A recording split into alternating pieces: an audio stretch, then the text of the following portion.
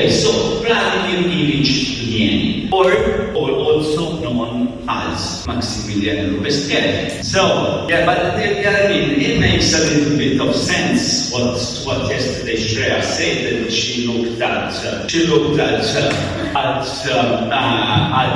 thought this was Maximilian Robespierre. Why? Because Lenin had a problem. Lenin had a problem. He wanted to make a man. He read Marx. He said, oh my God, I got Marx. He was very, very, very intelligent man. He read all Marx, he understood Marx, and he said, yeah, but I think I want to make a revolution in Russia. Russia, all people are peasants. We don't have a working class. So if I read Marx, I cannot make a revolution. But here in Russia, I only have peasants. I still have agricultural economy. So what can I do? So it was very, very, very, very, very, very, very undecided. Very undecided. At the end he said, okay, I'm gonna do it. However, how? I'm gonna force the history. So actually he read a lot of Maximilian Robespierre. So it makes sense because what yesterday Shreya said, because he really studied the Jacobites, and he said the Jacobites, they were very few people, but they were able to make, the French Revolution through strong organization, through vanguard. So he said that the Communist Party must be a vanguard, must be a small group of people who are very determined and who can lead the working class. So it was very, he said we need politics, we need the Communist Party. We need the Communist Party must be the vanguard. We are a small group of people who are very well studied, who are ready for everything to make the communist revolution, and we will make the communist revolution. So he took Robespierre, he took the Jacobin tradition, and he applied to make a communist revolution in 1917, which was somehow against history, because he said, according to history, according to historical materialism, according to Marx, the theory of Marx is called the historical materialism, which means the history is guided by material forces, and these material forces are mostly forces of production. Historical materialism. Historical materialism is, class struggle is driving history, is the engine of historical transformation. So he said, according to historical materialism, is not yet the time, it's not yet the history of making this revolution. But he said, okay, but I'm going to do it again. I'm still going to do it through the Communist Party, a strong organization of the Communist Party, and he made the Soviet Revolution. He made the Soviet Revolution. Okay? So, this was the thing. Then we see that this was 1917. So, we see this was the beginning of the 20th century. So, we see that the 20th century was, the entire 20th century was, this confrontation between three main ideologies. One was defeated at the beginning of the 20th century. The two main ideologies that were confronted each other during the 20th century were socialism and liberalism, or liberal democracy. So you had socialism and you had liberalism. You have socialism and you have liberalism. Then they find a third way, which was called social democracy, which is a port to combine the two things. On the one half of the world were liberal democracies, led by the United States of America, Great Britain, Europe, so we call the Western civilization, the OTAN, and so on and so forth. And the other half of the world was the socialist idea. Socialist idea says, social equality is the most important thing. We have to use the state to realize social equality, social equality. So what happened? What happened in that part? That we also had, most of the world was under the colonial domination of the West. So the nation started to fight against the colonial domination of the West, and often they took socialist idea also as a means to fight against the colonial domination. So after the end, we had another very important guy who made a big revolution, even bigger than the Russian one. Well, who was this guy who made similar things? Well, had to do similar things as Vienna, because you also had a huge country which was mostly peasants. And he did a communist revolution in a country which was still agricultural country, which was Mao Zedong, you know, he made a revolution in China. He called Lenin and said, Lenin, can you please help me, because here I have a problem with the Britons who wants to colonize us, we have a problem with the Japanese who want to fight against the Japanese, and so Mao Zedong, he made communist revolution, and still nowadays, as you know, China, the biggest economy in the world, is led by the Communist Party. Xi Jinping is the president of China, but first and foremost is to be the general secretary of the Communist Party of China. So in China, the Communist Party is still more important than the state. And then next to China, we also had another guy very close to China. Another guy, he escaped from his country, which was under French domination, and he went to Paris working as a chef in a cuisine. And in Paris, he wanted to make his country free from the French colonial domination. And he say, how can I make it free? How can I make it free? And then he started to go, to the Socialist Party of France and to talk with the socialist people in France and to understand. And then he said, to make my country free from French domination, I must use communist ideology. I must make a communist struggle in my country, and I must make it free through this ideology, which is an ideology of, emancipation of the working class, but also emancipation of all the population who are the colonial rule, right? Who is this guy? Yeah. Who I'm talking about? Yeah. Your president Ho Chi Minh, made, to make Vietnam free from the French domination. He took communist ideology. He also took Lenin a lot. He also used Lenin a lot. He built a strong relationship with the Soviet Union. He went back. He waged war. He made it free. North Vietnam. And all North Vietnam were free. That became a communist country. The United States of America said, this is a bit too much. So we want to divide Vietnam in North Vietnam, communist, and South Vietnam, kind of liberal democracy, capitalist, and so on and so forth. But then Ho Chi Minh disagreed, the Communist Party disagreed, so they waged war with the United States of America because they wanted to control the southern part of Vietnam, but then the communists won the war against the United States of America. So, right now, Vietnam is a communist country. I see, yeah. So we still have, we see here in Europe, we used to think that communism is an old-fashioned idea. But if you look, the biggest country in the world, China, is still governed by the communist country. Other Vietnam, 110 million, 110, sorry. How many people live in Vietnam? 110,000. 110? 110,000. No. Sorry, 110 million. Okay. 110 million. Okay.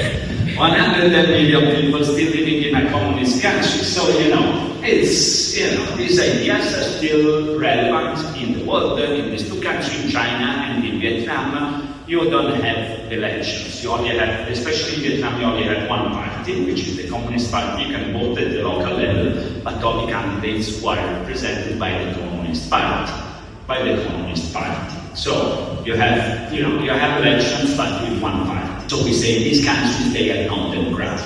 Okay? They're not democratic.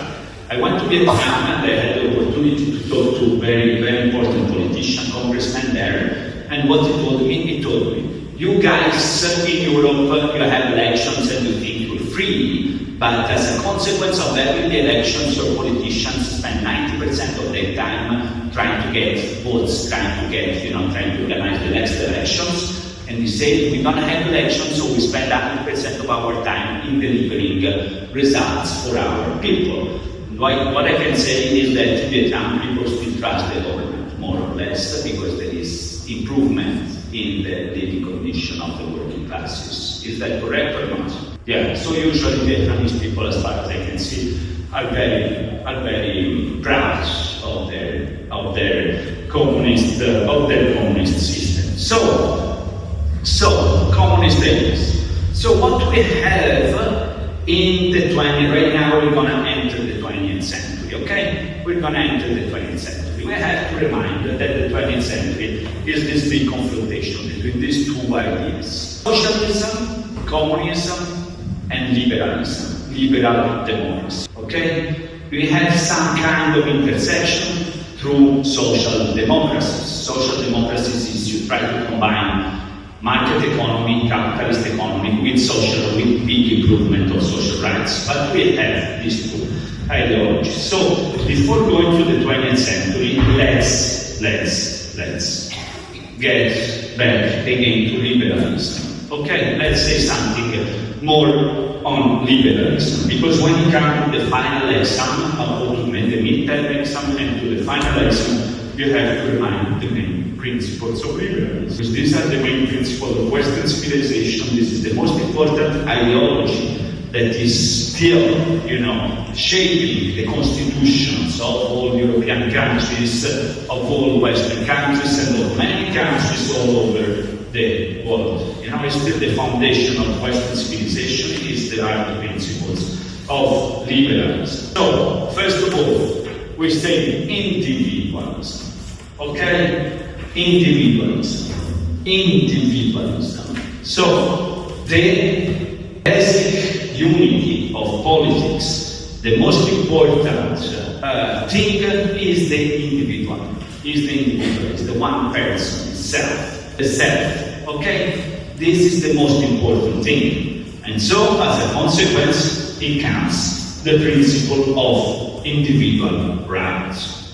So, the piece of liberal theory is the individual. The individual is the most important thing. Every rational, self-interested, and it has individual rights. Individual rights. These rights must be respected. These rights are the goal of politics. Politics cannot touch upon these rights. Individual rights are the most important things, and the society cannot touch upon these rights. And you see that this is a bit different, for example, in China.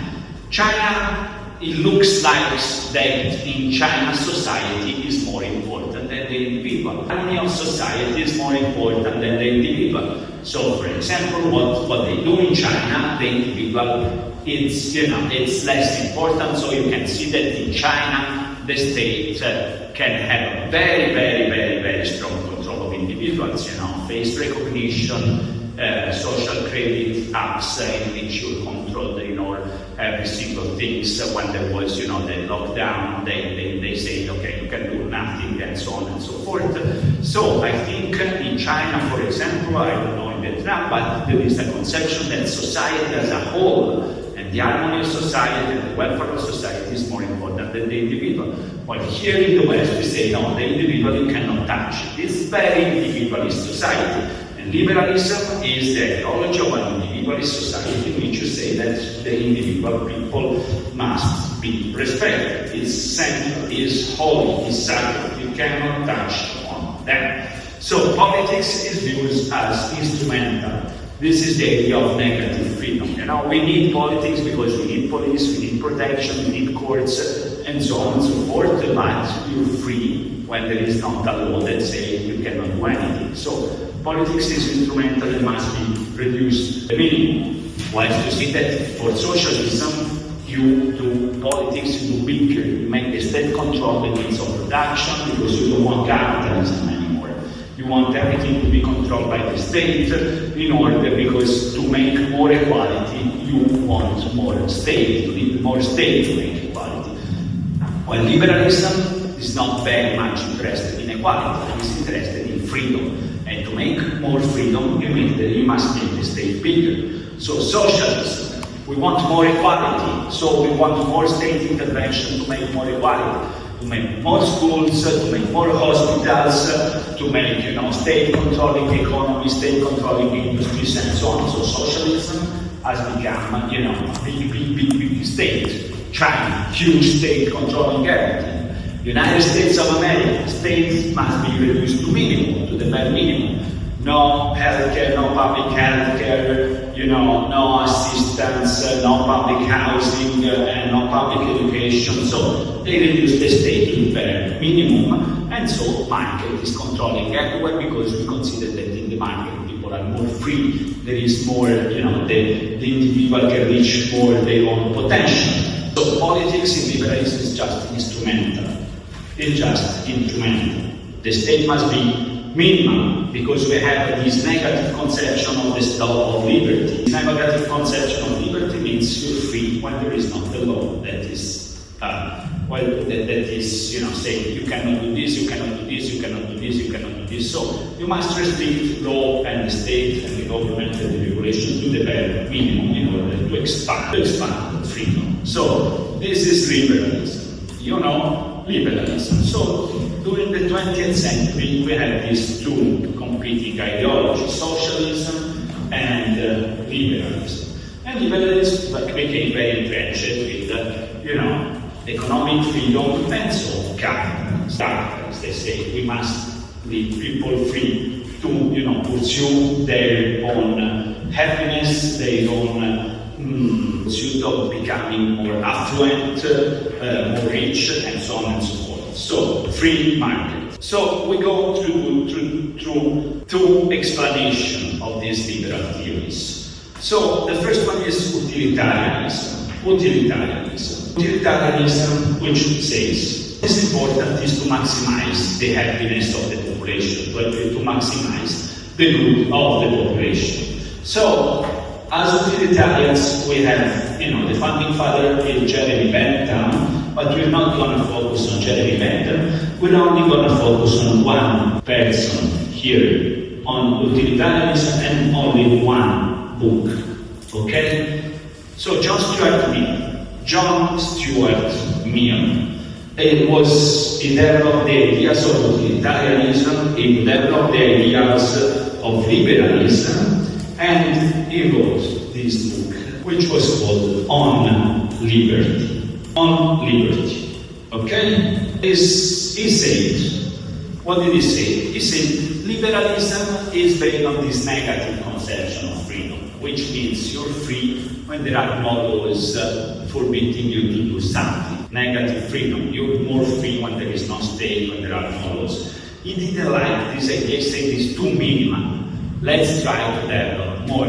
And so, within On Liberty, he developed this liberal conception of freedom, which is a bit larger. So, and this has become very, very, very, very, very, very, very famous. Very famous. So, you're free to do whatever you want until what? What do we say usually? This is usually. You're free to do whatever you want until you get caught. That's a good one, but it's not what we say. It's not very nice. So feel free to do whatever you want until you do not. Yeah, you are. You're free to do whatever you want until you don't harm other people. So this is a liberal conception of freedom. You do whatever you want until you do not harm other people. This is the concept of liberty on which John Stuart Mill worked. So he said the liberal conception of freedom must not only be negative. Freedom must be something more sophisticated, which is the do not harm principle. So the state must ensure that citizens are free to do whatever they want until the moment they do not harm other people. So, do not harm principle. Do not harm principle. Let's make an example. So, let's make an example. So, do I have Moroccan students today? Yes, Moroccan students. Very good. I love Morocco so much. But when I go to Morocco, I go to Tagazout. You know Tagazout? So I'm happy to do Tagazout because I go there, I surf, I love it. There is one thing I cannot do in Tagazout, like I can do in Europe, but this would be very nice. So I cannot drink beer. At the end of the day, I cannot have a beer because they don't sell beer, right? Okay, next time you come with beer to Tagazout, then you buy me a beer because I could not drink. I don't know what Tagazout, I've never been there. So, but I mean, it's not everywhere allowed to Because sell. it's like Islamic country. Yeah, so it's not allowed everywhere to sell Yeah, but for alcohol. So is it allowed everywhere to sell alcohol, yes or not? no. No. But you can find it in supermarket. Yeah, but it's not allowed anywhere. Okay, so many countries is not allowed because it's not moral. It's against the religion to sell alcohol. What about Iran? It's illegal but you can find. You have in many Islamic countries you have a law that say you cannot drink alcohol because it's immoral, because it's against religion. Okay, this is completely against liberalism. In liberalism, in liberal countries, you must be free. So they want to promote freedom, so there must be not a law that say what you have to do and what you don't have to do. Okay? So you can drink in liberal countries, is very important. You can even do drugs in most liberal countries if you do yourself. Okay? But can you drink always? What? Driving. You cannot drink and drive. Why? Because if you drink and drive, you can harm other people. So you're free to do whatever you want until the moment you don't harm other people. So we want a state which is minimal, but which at the same time protects you from being harmed from other people. So this is a proper development of the concept of negative freedom. So liberalism is based on negative freedom. Negative freedom means you're free to do whatever you want until there is a law which forbids you to do that. But then, John Stuart Mill takes this principle and makes it a little bit more sophisticated. The state should allow people to do whatever they want until the moment they do not harm. Although this is the only principle. It's moral, immoral. It's not the state to decide if it's moral or immoral to drink. It's whether it promotes equality, does not promote equality. It's not the state that must decide, but must protect people from being harmed from other people. Okay? So this is very quickly what I want you to remember about utilitarianism and about John Stuart Mill. You will find more information on the slides. Okay, last point, maybe we'll finish tomorrow, but last point I want to say something about another liberal theorist of the 19th century. To better understand and remember liberalism. Alexis de Tocqueville, we use this guy to understand the difference between liberalism and democracy. Because he's a liberal thinker who developed a very, very, very, very strong critique of the principle of democracy. You remember that the founding father of democracy is the main principle of Jean-Jacques Rousseau. Is many principles, but one is very important. Main principle of democracy. What it is? Discourse of inequality.